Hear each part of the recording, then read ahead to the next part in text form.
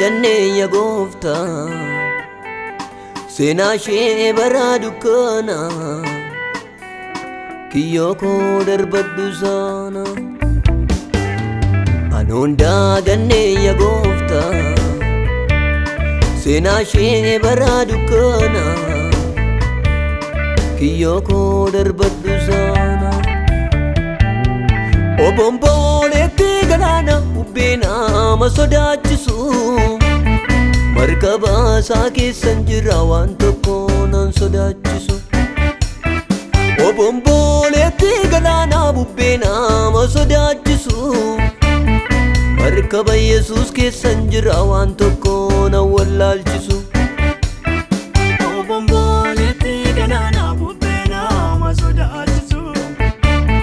markaba isaa keessan jira waan tokko nan sodaachisu obomboleetti galaana ubbeena ma sodaachisu markaba Yesuus keessan jira waan tokko nan sodaachisu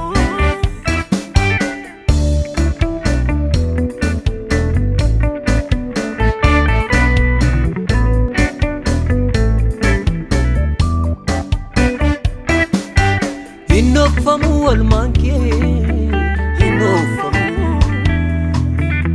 innofamu benyanke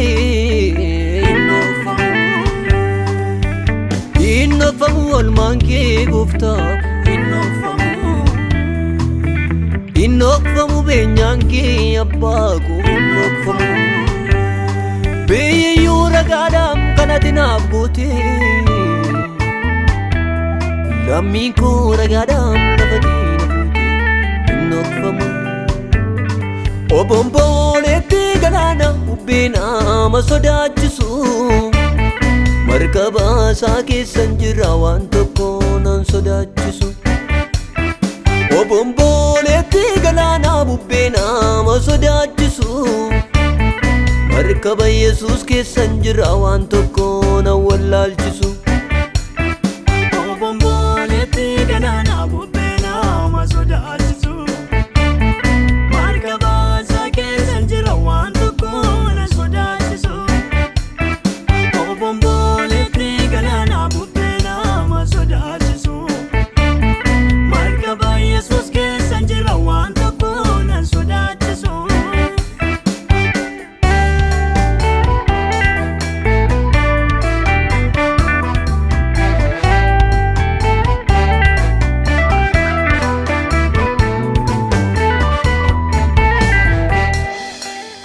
Todise achi galagalee bukkee darbeetu ana arraba yaadnadhee erganaatti tolee akkaman si ganaa kunoo naman ta'uu beenaa dhagaagataa yemmuu naan jedhanii lafa naa tiraniimnee natti gaddeebitee na qabdee manaani abdii koo abdiidhuma abdiin koo abdiidhuma michura konnaan inaallee Yesuus kan kuusuma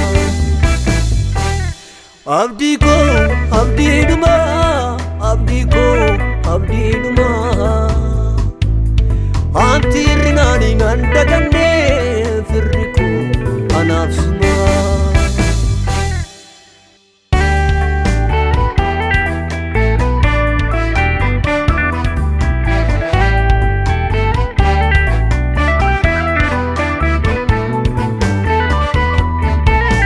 seenaa gola kootii kuufamaa isa hedduu sana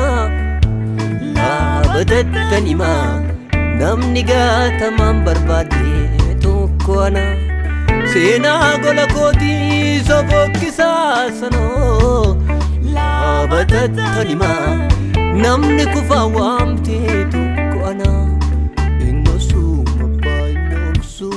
baasee lallabadhaan innoksu